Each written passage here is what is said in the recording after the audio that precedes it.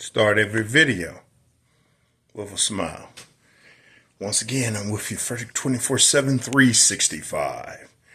It's funny, I'm kind of doing something different that I haven't did. It goes back to the Kevin Samuels days, watching him. Me and my friend used to watch his shows on YouTube, Monday, Wednesdays, and Fridays, and Instagram was Tuesdays and Thursdays, his live shows.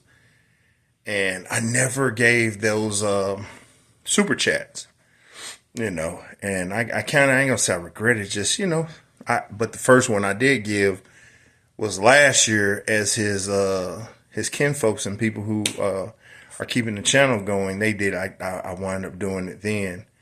And ever since then, I like the people that I watch the most, even though I have YouTube Premium, so part of the money that I spend with them go to channels that I watch more. And that's what a lot of people don't realize, that you got YouTube Premium, they're getting the boost because they're not watching your commercials because they're YouTube Premium. So you get boost, and you get cents, you ain't getting dollars, you're getting cents, and it's going towards your money because people with YouTube Premiums watch your shows. And I think that's one of the things people don't really realize. But that being said, got my stuff on.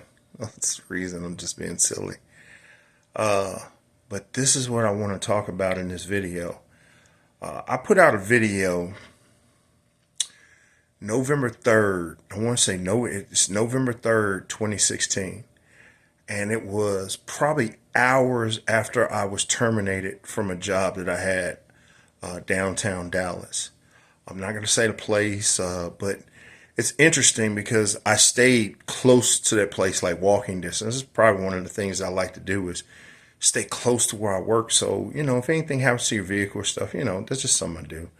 Because I stay in apartments, houses. It'd be beautiful to have a house, but those things ain't economically feasible. And I'm a plumber person. I'm a plumber, people.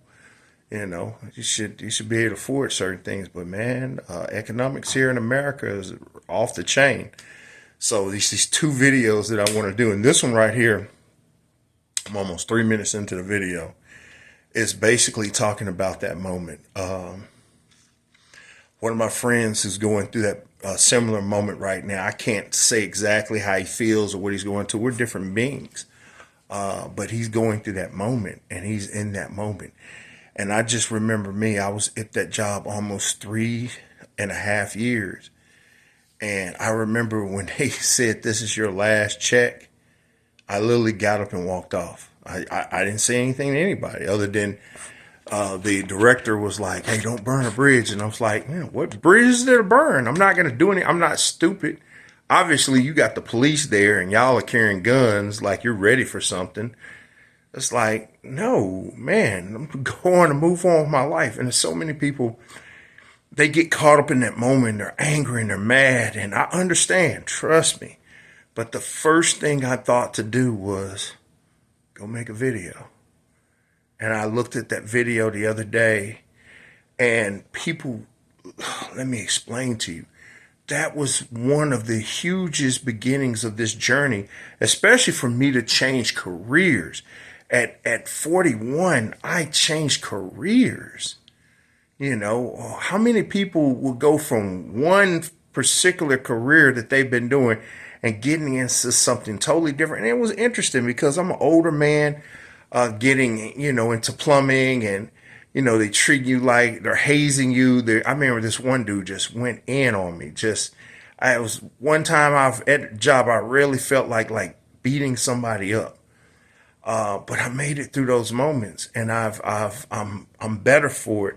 I've got a trade, I've got a skill that is always in high demand because people don't want to deal with other people's doo-doo. Simple as that. And it ain't just all we do. We do everything. Installing kitchen sinks, installing faucets, installing toilets, installing showers, water heaters, digging under for slab leaks and leaks in the water. Man, there's so much plumbers do. Prime example is cold weather, people. in the DFW area, there was an explosion in the Fort Worth area. And people for the longest thought it was a gas leak, a gas explosion. And then Atmos got involved in it, which is the power, gas giant here. And they were like, no, it wasn't. Something else happened. But in that meantime, people were calling in if they hear they hear the meter going off loud, like the meter's, taking in a lot of gas because it's trying to warm a giant place up. It's gonna sound like it's whistling, like it's hissing, but it's not. It's cold. A lot of people don't hear that. That's just Texas. They experience this maybe once or twice in a season here, in a time period, because it just doesn't get that cold often. But in the last 4 years, it's been that way. So getting back focus is, my friend's going through this. And one of the things I had to do during that time, I had to cut a lot of negativity out. I really did. I saw the people who were draining my life. And this is one of the biggest things that I don't think people realize when it comes to energy vampires. And, sorry, my friend, I'm telling you, you recognize the energy vampires around you, but you don't really recognize what they do. And this is what they truly do. They suck you dry. And when you're at your lowest, you call us. You call us among you, the people who will listen to you, who will give you a little bit energy back. And that's how they get over it. That's how they get away with it. That's how they do it. They get you to your lowest and then you reach out. And I'm telling you, it's good that a lot of people have good friends because there's so many good people who done fell by the wayside, not having anybody to give a little bit back to them to keep them going. And they get into that negative moment and do something very stupid in life. And that's how these beings work. And I had to cut people off. In 2016, I think I only talked to like 2 or 3 people. That was it. I talked to, I needed the feminine energy, and I give it to her because she came in at December of 2016, and me and her, this woman, we dated until she broke up with me on my birthday, right before my birthday on the next December. We just socialized and stuff. I mean, it was a long distance relationship, so it never got physical or anything like that. It was just good talking to her. I mean, she was positive in a lot of ways, but I think she judged me in a lot of ways that she didn't like my lifestyle or how I felt about certain subjects. But that's her choice. That's her will. I'm married now. Thank you, Sarah, for being my wife. Very happy about that. Very thankful. Universe, I'm thankful. But I look at that time and I just really had cut people off. My family I pulled back. Now, I think I did have a video of that Christmas with them coming over to my apartment and everybody just hanging out that Christmas time. But it was interesting because I was a bad employee at that job. I really had a lot of negativity. I was going through a sickness. Everybody knows I was taking Dr. Sabi stuff at the time. And I was going through these sickness. And it's interesting because in the last couple of years, I've let the weight really get back on me. And the same issues, but I remember going through and I understand the feelings and the stuff now and what it is. But I was going through it for the first time then. And man, I was just negative. I was working a shift that was draining me. I was working around people that was draining me, and I became a negative person. I became a bad employee. So truthfully, they did what they had to do, but it was really one of the greatest moments of my life. Because instead of getting negative and getting stupid and doing something I would regret or doing something I may have not have lived through, I went and made a video. I went to the park and I walked and made a video, and you can see that video. Just look, it's November 3rd, 2016. I got up and made a video, and I listened to that video, and I was talking the way I was talking. It was like I wasn't really going through much, but that was like one of the negative moments in my life. And another key factor of that moment, I got up immediately and went and got another job. I went and found it. I couldn't waste time. I have never depended on people to pay my bills or to do anything for me. I just went and got another job. It's Dallas. It's Fort Worth. There's jobs here.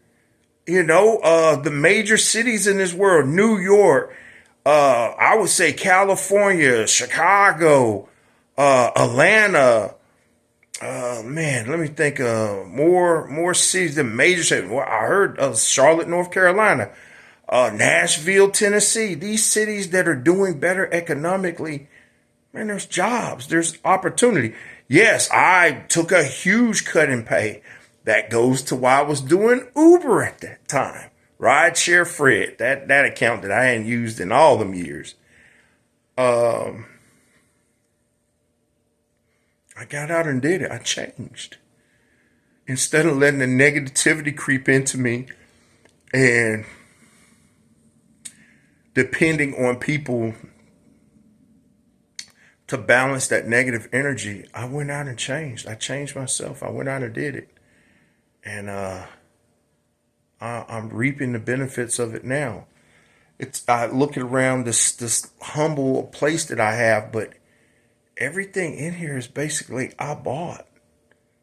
Like most of the stuff, other than my elliptical and the little old gaming system I got, everything's new. Look, I don't live in luxury. This stuff is replaceable. I have insurance, and trust me, this ain't tens of hundreds of thousands. Man, this is like maybe, I'll say everything that I got here, maybe less than $3,000 or $4,000, if it was new, but it's my stuff. It's simple stuff. It has simple needs. I'm waiting until my wife gets here. Look, I'm married now. Remember, I just talked about it. A girl that I was dating in 2016, right after I got terminated from the job. It was a long distance relationship. One of a female that I met off of YouTube hooked me up with her, and went from that. And it's like I was telling my friend, I upgraded in relationship, not to down these women that I was talking to, but it was upgraded. It was like what I had asked, I had told and asked the creator for, the creative force for. It was like, I need to do this, but I had to do certain things to get there. And it was upgrade. I went from this one female she was a nice female, good communicating in some sense. She was religious, but she was like not into the world like that, in a certain regards when it comes to negative things certain women do. The next one was out of a divorce, no kids, but she was a workaholic. Nice. She was nice, cool to hang with, but man, she just had so much on her, and she was a good person. And I went on trips with her. This one was 2018. I went to the White House.